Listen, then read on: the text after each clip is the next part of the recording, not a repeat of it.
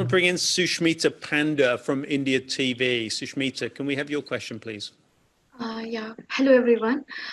Due to the coronavirus pandemic, India's economic growth in the fourth quarter of the fiscal year 2020 went down to 3.1%.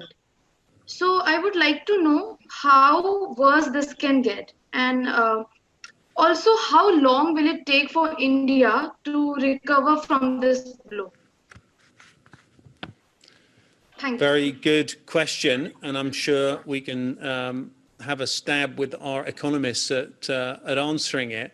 I know that we're probably not all experts on India's economy particularly, but overall, looking at India representing as it does something like 1.4 billion of the world's consumers, how do we assess its resilience in the face of this pandemic?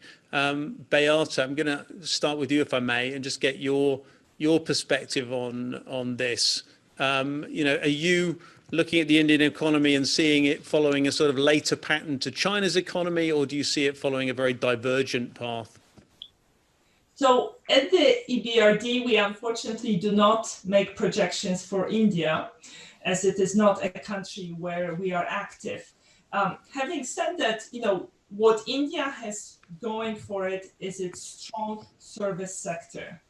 I mean, during the pandemic, many more firms have been relying on their IT systems. They have realized perhaps deficiencies in their IT systems. So I think there is need for additional investment in IT services, in software.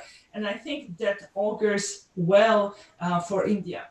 And what surprised me at the beginning of the pandemic is that we talked a lot about concentration of production in China. This was viewed by many commentators as a source of vulnerability. And yet nobody talked about high concentration of back office services and IT services in India. And this is a testament to how well the Indian IT sector managed to deal with the crisis. So I think that only strengthened India's position in IT. And because exports of services have been affected less by the pandemic, I think the crisis has created an opportunity for India to export even more services. Beata, thanks for that balanced and even upbeat assessment.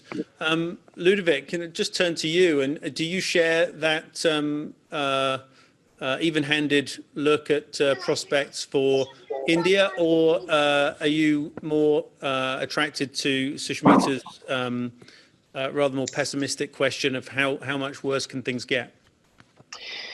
Well, unfortunately, India has an issue with getting the pandemic under control. And so the high frequency indicators are not pointing in the right direction, be it on, electricity consumption, workplace mobility. So all of the, now casting indicators point to a very low or slow recovery for India.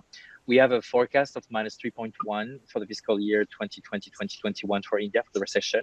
And we have a rebound by 7%. But to Sushmita's question, fortunately, India won't go back to pre-crisis level before 2022.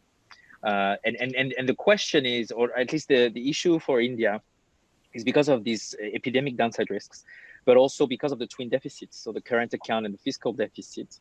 The question is how to avoid depreciation of the rupee. For me, that's the big issue. Is the Bank of India is trying to do whatever it takes to get a bit more stimulus into the economy. On the fiscal side, there's been some announcement, but it's really undersized compared to what other countries may be doing. And remember that in Germany, we're talking about 10% of GDP for stimulus.